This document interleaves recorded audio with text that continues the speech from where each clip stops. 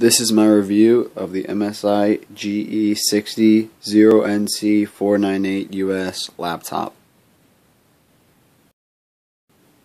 This laptop is part of the lower to mid-range laptops that MSI offers, and it comes in at $900. I also bought this laptop from Newegg.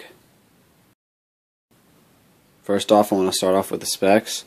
First thing you're going to notice is the 15.6 inch full 1080p HD display.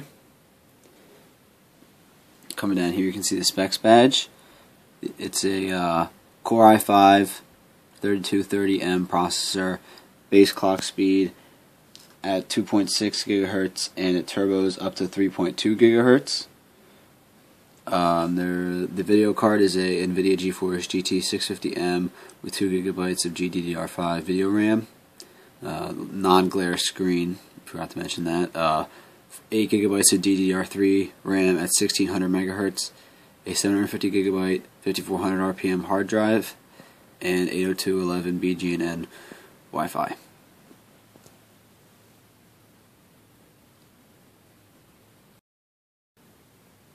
Looking at some of the ports on the laptop, on the left hand side you can see the headphone jack, microphone jack, and 2 USB 3.0 ports, a HDMI port, a USB 2.0 port, the exhaust, power, and a Kensington lock.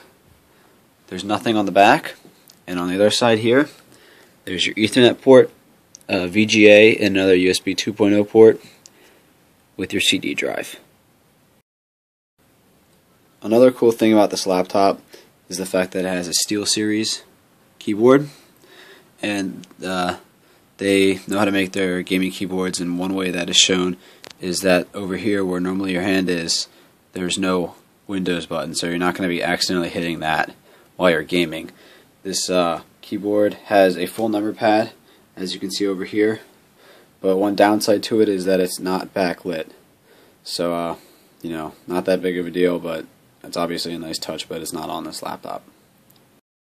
Taking a look at the trackpad, you can see that there's a textured finish over it. It's not that bumpy, but it definitely lets you know where your finger is. Single rocker switch here. Some of the notification lights are hard drive, Bluetooth, Wi-Fi, battery charging, caps lock, num lock, and sleep mode. Some of the other buttons up top here are power, turbo button, which is a you can set it to be whatever you want as a function key, but when it's lit up it means that the processor is running at a turbo speed.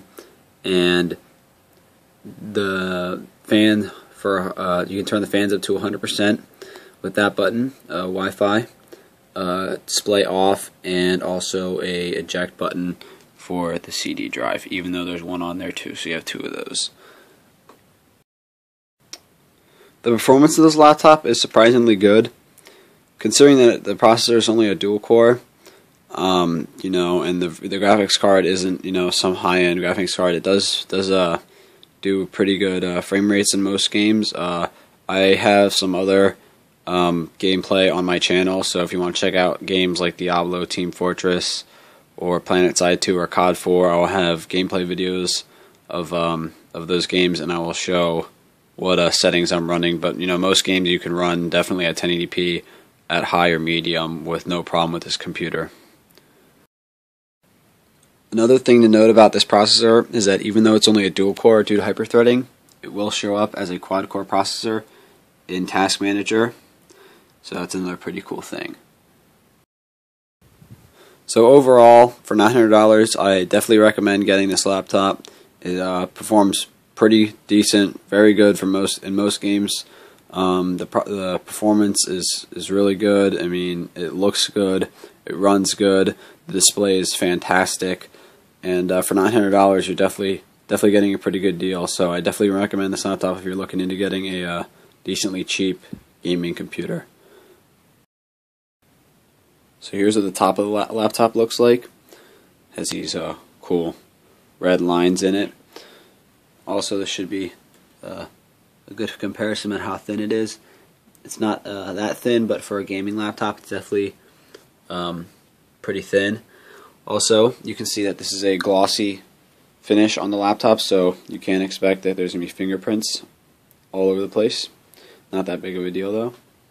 Also, the laptop is made out of plastic, and it's not the best build quality ever, but I mean the hinges feel pretty good and strong, so there shouldn't be that much of a problem. And it's also not that heavy, it's only like 5.5 pounds, so it's pretty good for a gaming laptop. One thing that is not that good about this laptop, and with most gaming laptops, is that the battery life is not that good. I've used it for about 2 to 3 hours, just for web browsing and using Word, light stuff like that off the battery. But if you turn on the brightness and put it in power saving mode, it'll definitely last 2 to 3 hours on the battery.